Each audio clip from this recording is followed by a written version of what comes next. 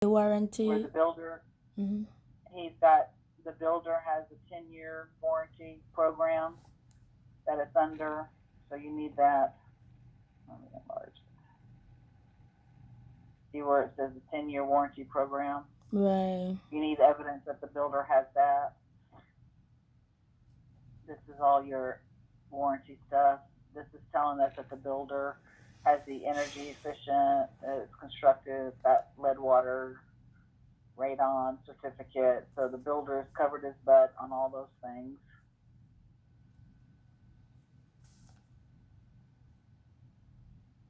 There's your builder inspection.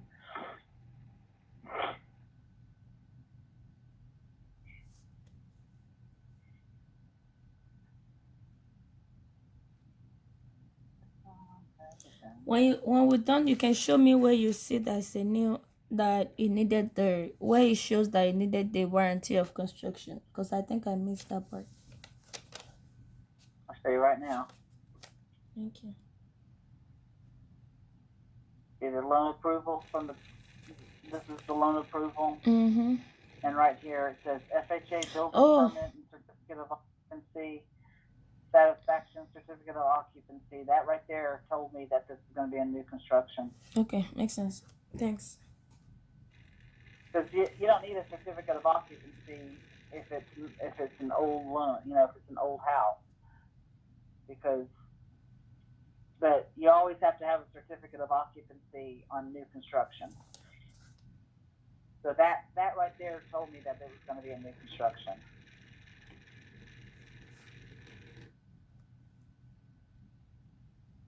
All right, I knew something was going to come up. All right, a lot of this stuff is just typical new construction things. You know, this is just showing the plot Right. from the builder. Overkill. Okay, here's our home purchase agreement, and our sales price matches what DU said. There's our address, and that matches. And then this is just normal stuff.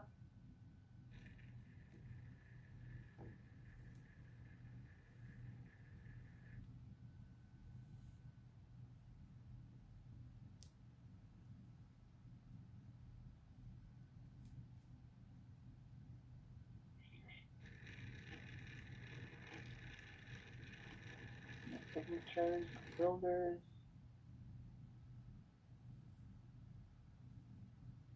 and this is just the stuff they added on. So should have the same sales price, which it does right there.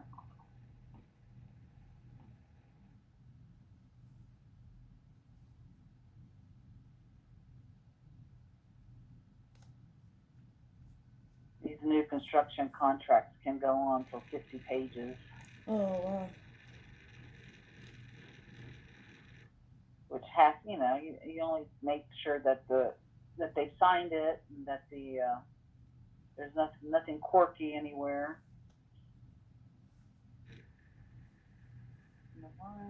Okay, got that.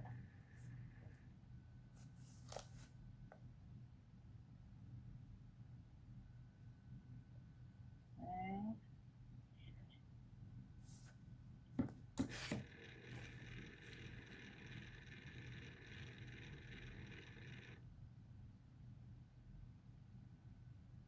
I don't care how much commission the real estate agents are getting. And there you go. There's our sales price again. So just a repeat.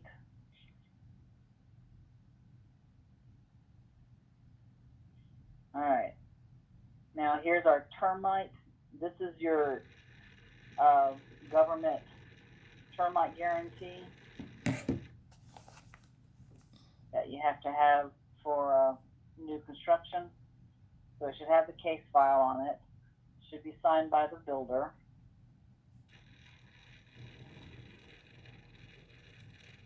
This one, most of them already have this in the file, but if you're missing the new construction, this one's not you don't have to worry about this one. The only one you really have to worry about is this one right here.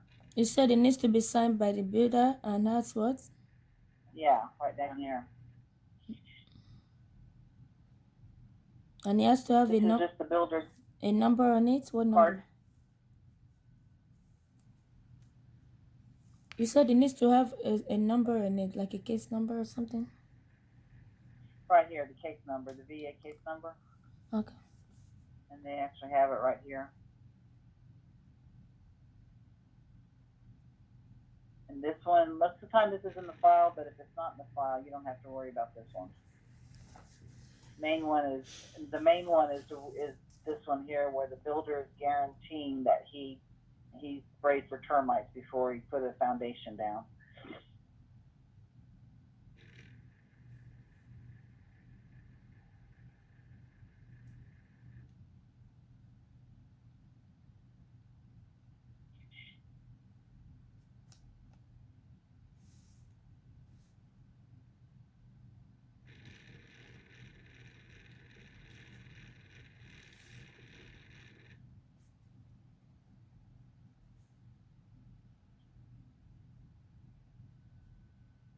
I'm gonna get to the stuff that I need.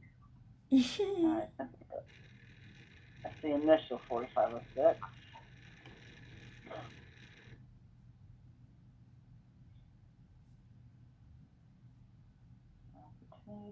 Nope, I'm just looking for explanation letters too for that miscellaneous debt and that loan on their credit on their bank statement.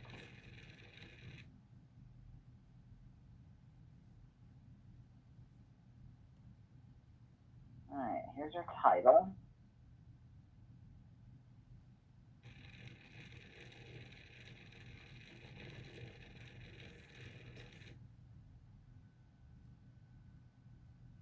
And of course, D.R. Horton has got it now.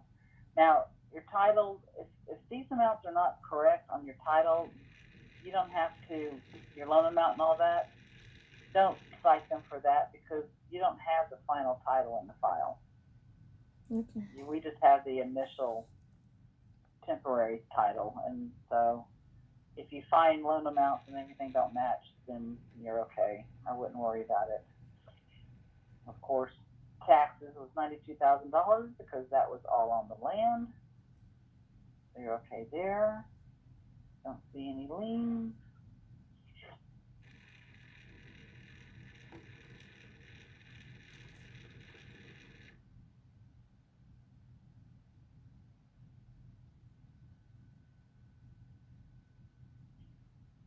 All right. That's title insurance.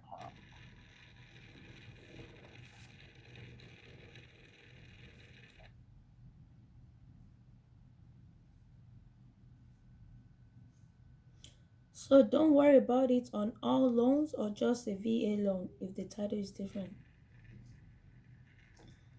On title? Yeah. No, it'd be all loans. These files don't have, I mean, unless you have the final title in the file, which is very, very, very, very rare, then if the loan amount and the sales price don't match completely with what you have, don't write it up because, like you said, once they get the final title in, then it will be correct. But your temporary preliminary title is what's in the file. And sometimes, most of the time they're right, most of the time they match, but sometimes they don't. And if they don't, then that's not really an exception because it's not the final title. That makes sense? Yes, ma'am.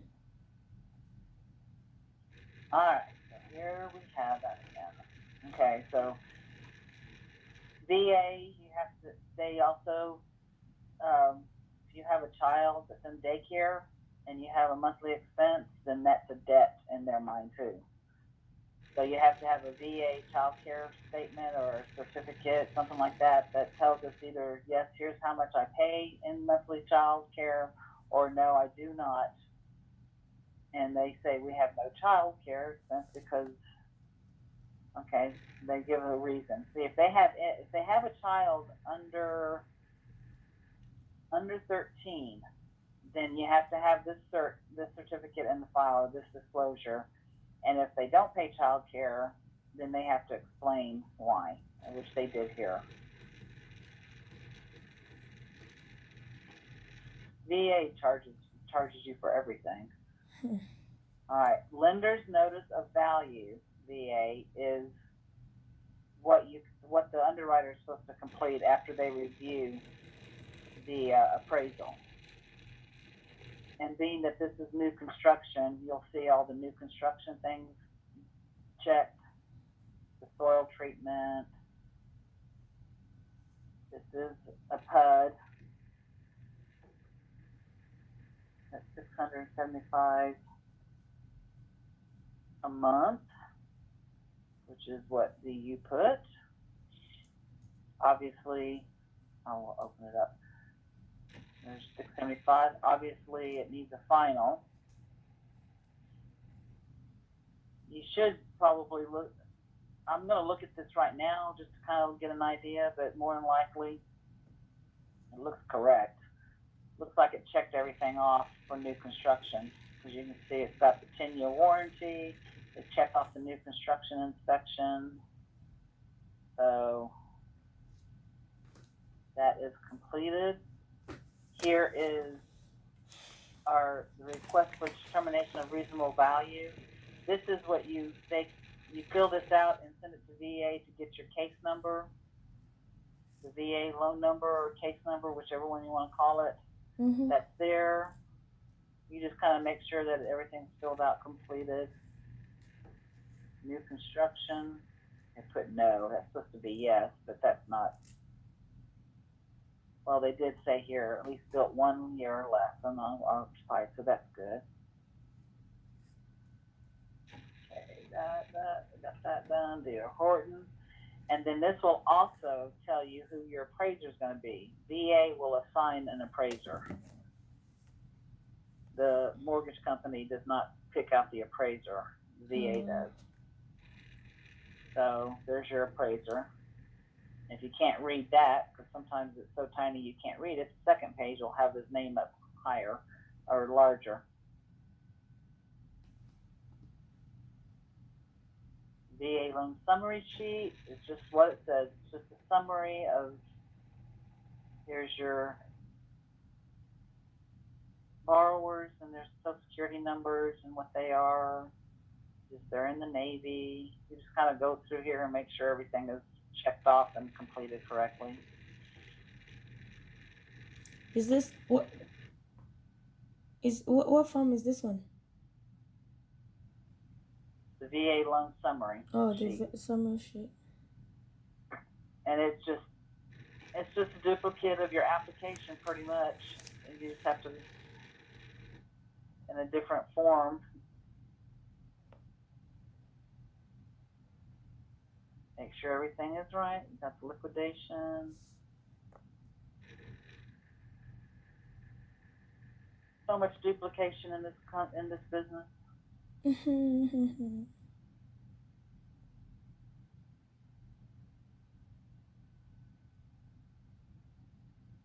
As we've always said in this business, mortgage companies hate trees.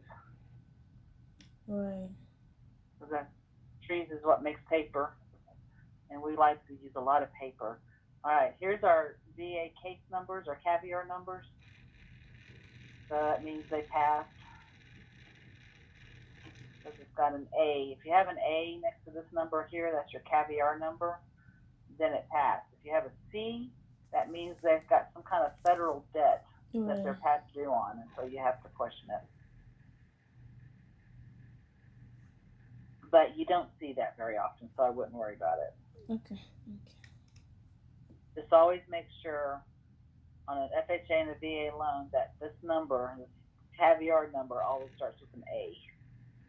Okay. All right. Your lap, okay.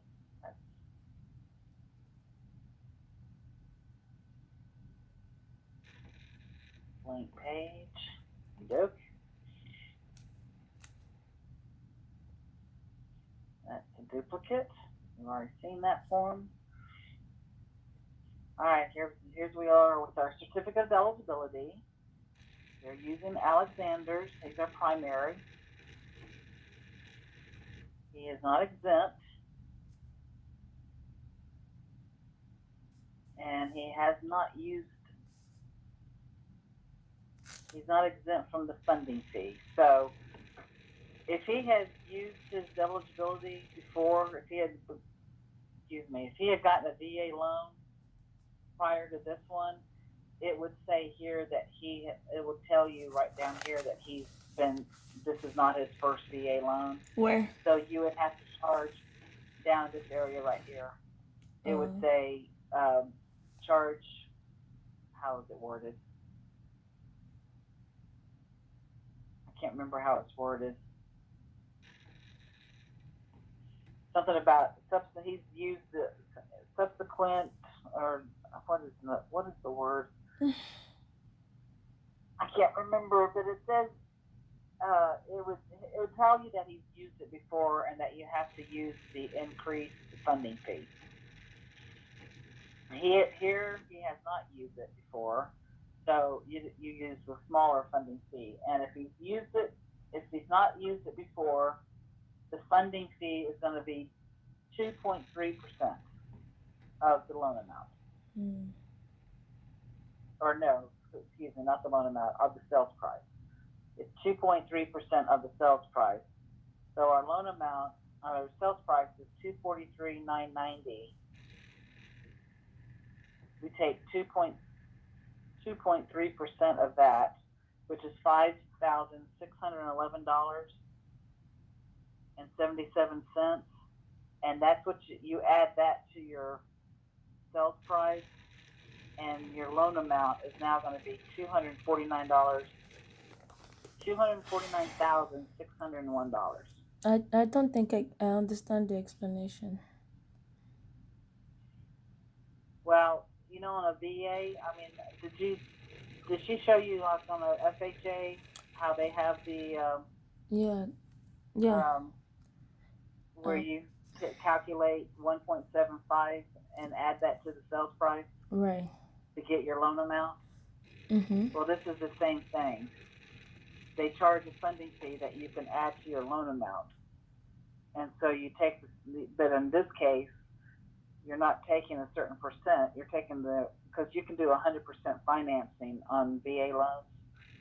So you're taking the sales price in this case, times it by the 2.3%, which is the funding fee calculation, and it comes up to $5,611 that you add to your sales price to come up with your loan amount. So we have to do that every time? Well, you just have to double check to make sure they did it right. Like if this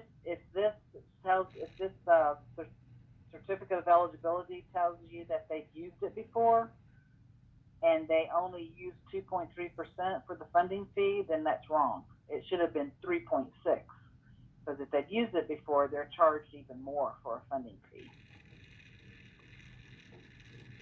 And there is, I don't know where you can find it in the VA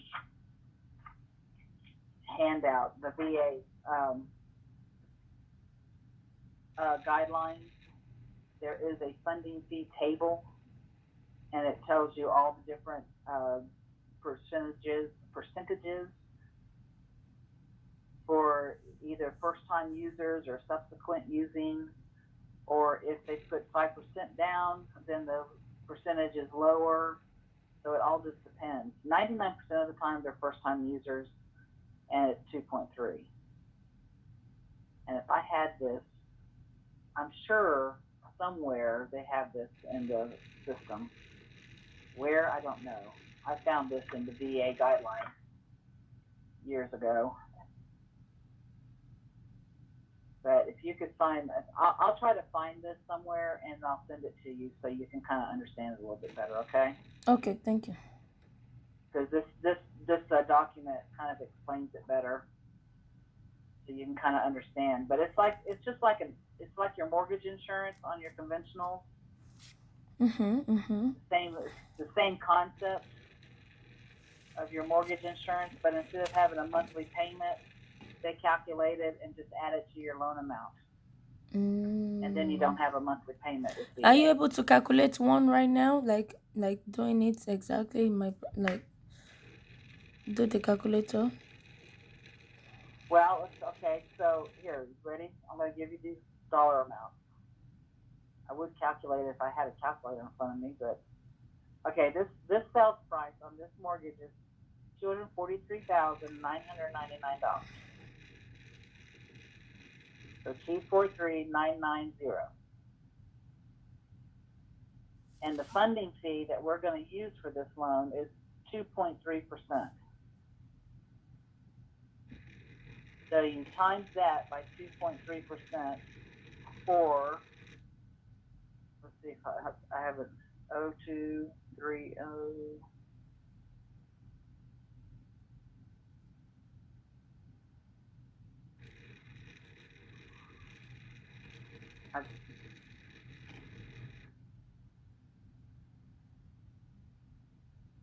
All right, hold on. 243,990.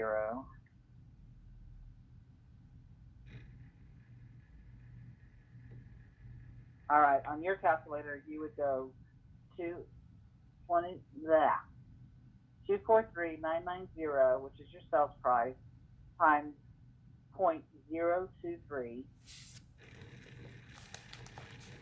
and you would come up with 5,611.77. So 224 is the loan amount. 249,601 should be the loan amount. So loan Because amount. you're going to take your sales price of 243,990 plus your funding fee that you calculated at the 2.3%, which is 5,611, and add that to your sales price. So your loan amount now is 249,601. So sales price times 2.3%.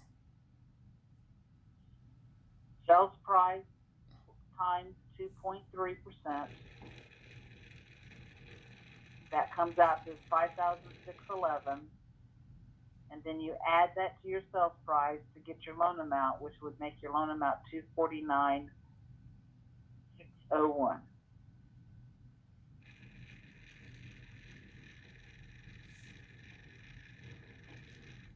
Does that make sense? Okay. Did you get it? And what's that 2.3% called again?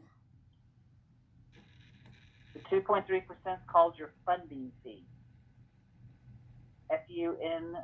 FUNDING fee. This word right here, funding fee. Okay. Sales price times the funding fee, and whatever you get, you add it to the loan amount. No, you add it to your sales price to get your loan amount. I mean, you then add it to the sales price. Sales price. And that will equal your loan amount. So on a VA loan, 90% of the time, your loan amount is going to be higher than your sales price because you're adding the funding fee in.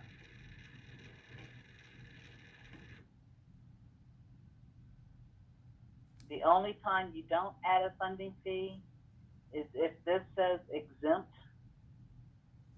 up here and it says just exempt, not non-exempt. If it says exempt, that means that the veteran is exempt from a funding fee and does not have to pay it at all. And then your sales price and your loan amount will be the same.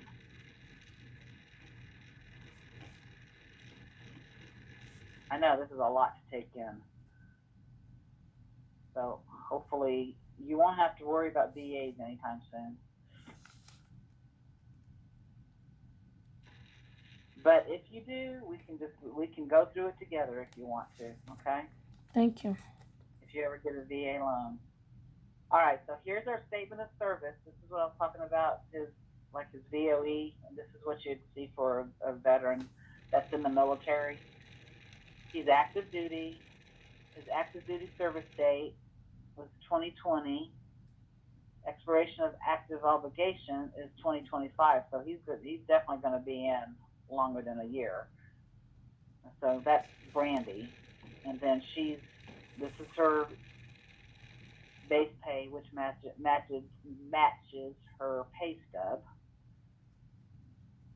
Then you have his, which is the same thing, and he's been in since 2013, and this is why that letter, remember I told you that letter said that he's going to re-enlist? That's fine. Remember that letter? I remember the we letter. saw earlier? With the one. Earlier we saw the letter that says he's going to re-enlist once his service is over, and here's why they got it, because see here, end of active obligation services. He could retire from the Navy on July 3rd, 2021. And that's less than 12 months. So he had to write the letter saying that he plans on re-enlisting. Okay. That makes sense now? Yeah, I see. Yes, ma'am. Thank you. All right, VA benefits. This is just your typical. This would be a QC1. Now here's our. Do I have this on? Yeah. Okay. Here's our appraisal. So here's our case numbers up here.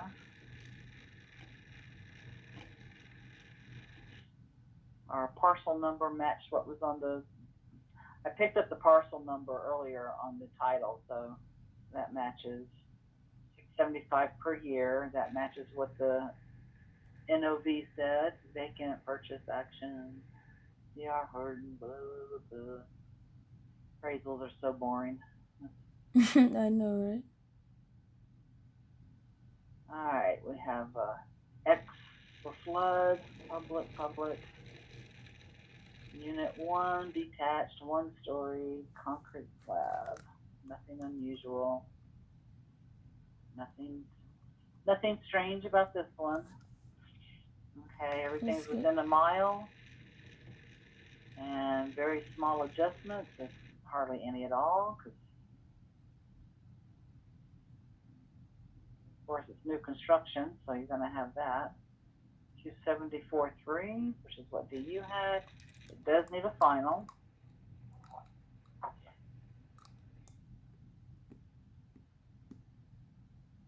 Testing side out. This is all your normal gibberish.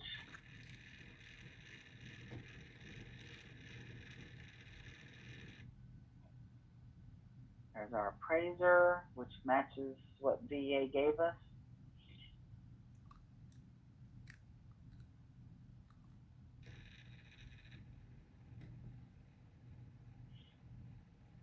Nothing unusual there.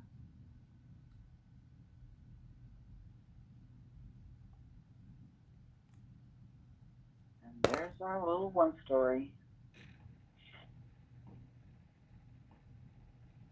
I don't think I'd pay $250,000 for that, but whatever. I'm telling you. Yeah, it's not completed.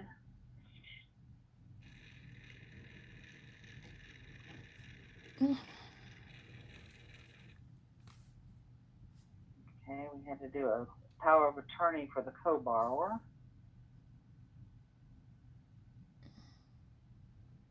Power of attorney? PUD. Huh? You said something about power of attorney. The co-borrower did the power of attorney. So obviously she wasn't at the closing. Right. Her husband signed for her.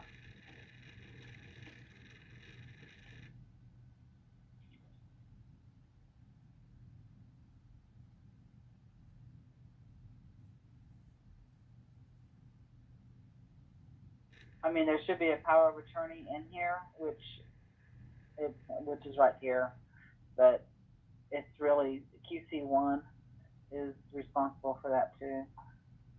So this is probably our final, because I see an original signature here, so that matches everything. That match. He's completed. Current. We just have to kind of make sure it's all done. U.S. Navy. There's our amount. This new one. So here's our checking account, which matches. Federal loan.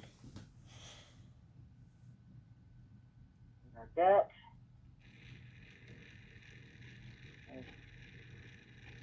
You know, one thing I don't like about this, I mean, here it is, page 4, and you finally see that this is a purchase.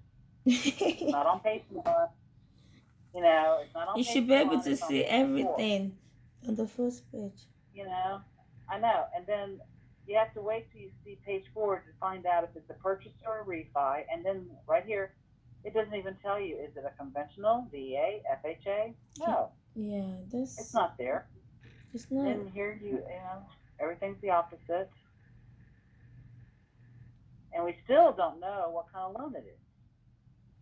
Here we've gotten to page 8. We still don't know what kind of loan it is. Can everyone just say they don't want this form so they can bring back the old form? I wish. I wish that was true. I mean, look at this. Okay, we got. I still haven't seen. Where is it? Where this? What kind of loan it is? For unemployment. That's her. Okay.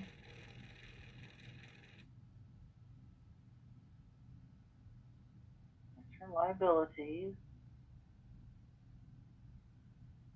There's her loan.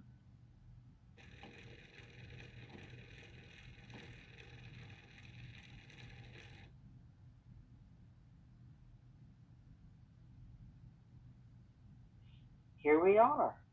It's not even on the application. It's a totally different form. Look, it's the lender loan information of the Wow. application, which you can see is one of 2 pages. So it's a Wow. totally separate page, totally different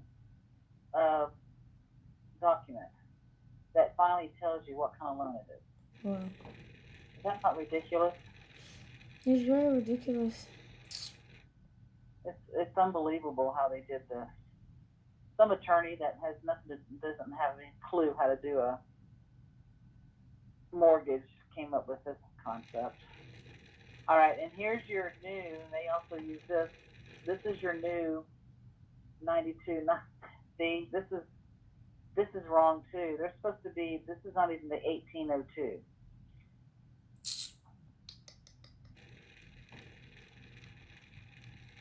This is the old 92 900A and 1802. The VA and the FHA HUD addendums, which is what these are. They used to be on the same form. Now they're not.